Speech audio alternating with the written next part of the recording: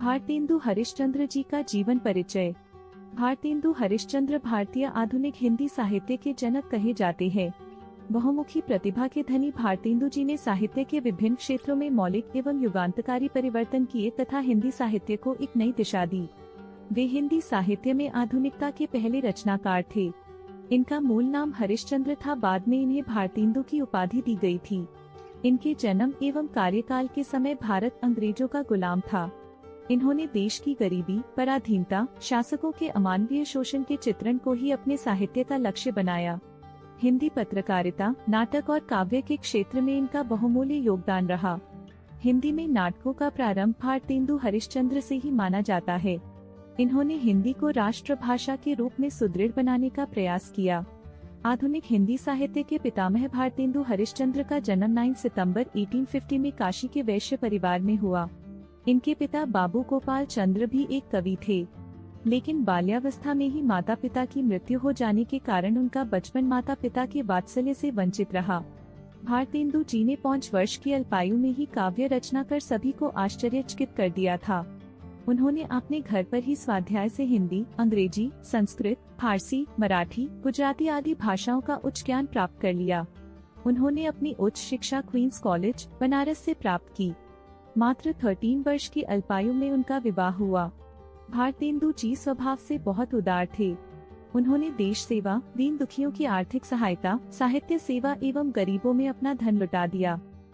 भारतेंदु हरिश्चंद्र जी के साहित्यिक योगदान के कारण हिंदी साहित्य में 1857 से 1900 तक के काल को भारतेंदु युग के नाम से जाना जाता है।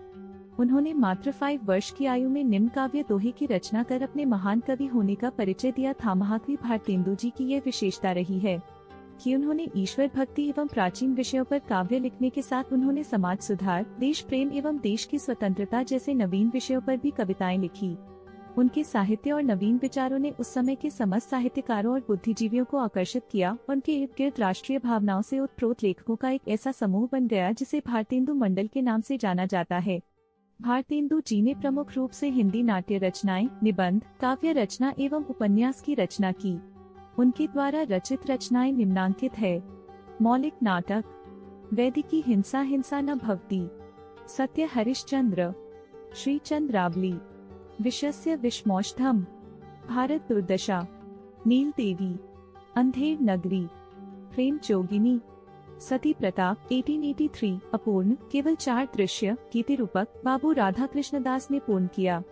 निबंध संग्रह, नाटक, काल चक्र, जर्नल, लेवी प्राण लेवी, भारतवर्षोन्नति कैसे हो सकती है, कश्मीर कुसुम, जातीय संगीत, संगीत सार, हिंदी भाषा, स्वर्ग में विचार सभा, काव्य कृतिया, भक्त सर्वस्व, प्रेम मालिका, प्रेम माधुरी, प्रेम तरंग, उत्तरार्ध भक्तमाल, प्रेम प्रलाप, होली, मधु मुकुल, राग संग्रह, वर्षा विनोद, विनय प्रेम 50, फूलों का गुच्छा खड़ी बोली काव्य, प्रेम फुलवारी, कृष्ण चित्र, दान लीला, तन्मय लीला, नए जमाने की मुखरी, सुमनांजलि, बंदर सभा, हास्य व्यंग, बकरी विलाप, हास्य व्यंग, कहानी, अद्भुत अपूर्व स्वप्न, सरयू पार की यात्रा, लखनऊ,